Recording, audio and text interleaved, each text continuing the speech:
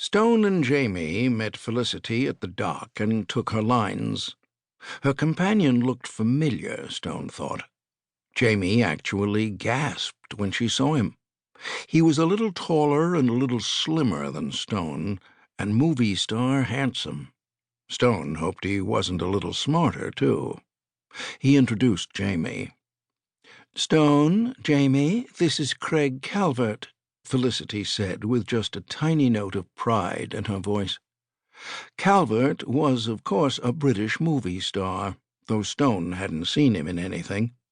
Calvert revealed spectacular dental work as he shook their hands, and his voice was a little deeper than Stone's.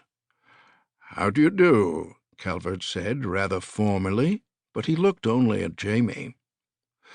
"We do very well, thank you," Stone said, choosing his pronoun carefully as a small shot across his bow. Felicity enveloped Stone in her buxom embrace, reinforced with a tiny pelvic thrust to make sure he was paying attention. "How wonderful to see you," she said, clinging for a moment.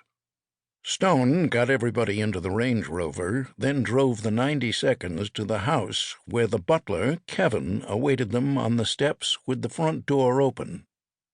Half a minute later, Stone was playing bartender, pouring martinis for everyone but himself. He kept martinis and vodka gimlets pre-mixed and in the freezer, and when he had poured himself a Knob Creek, he sat down and let Felicity take over the conversation, since not doing so would have been fruitless. "Craig is about to begin shooting a grand new film at Pinewood," she said. "He has been our guest at the office for a couple of days to soak up a little intelligence atmosphere." "I'll bet Felicity made you sign the Official Secrets Act," Stone said, mentioning the draconian document that hijacked the right of free speech on anything to do with intelligence. "She did," Calvert replied, "so I can't even tell you where the men's room is at MI6 without being jailed." "Fortunately, I know where the men's room is," Stone replied in an attempt to restore a level playing field. "What's your new film about?" "A spy thriller, of course." "Are you playing the role of spy or spy catcher?" "Both, as it happens. I should get paid twice."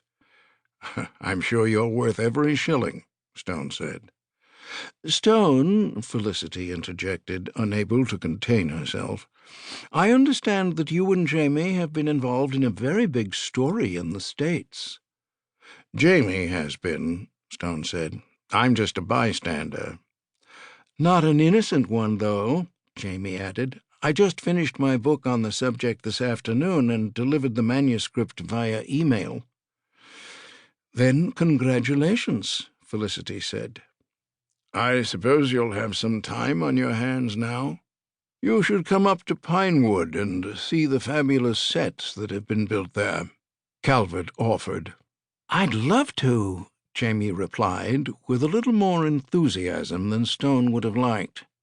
"So would I," Stone said. "May I come too?" "Of course," Calvert said, with a little less enthusiasm than Stone would have liked. "We start principal photography a week from Monday, so any time before then, unless you'd like to be bored rigid by watching actors speak the same lines over and over." "Stone," Felicity said, a little reprovingly, since she had lost steerage of the conversation, "I understand your big story ended in tears." "Not my tears," Stone said, "nor Jamie's. The subjects of the investigation shed a few, though. One of them committed suicide, and another was injured in an explosion that the FBI thinks may have been of his own making." "Sounds like there's a film in there somewhere," Calvert said. "I'd love to read your manuscript, Jamie." With his head in her lap, Stone thought. "I'll have my agent send you a copy," Jamie replied. "We have to go through channels, you know." "Craig might be very good as the villain," Stone said. "A very nasty character. He should be fun to play. Don't actors all say that villains are the best parts?" "Some do," Calvert replied. "Is there a hero?" "Well, there are two choices, I think," Jamie said. "One is a 19-year-old computer whiz, and the other is Stone."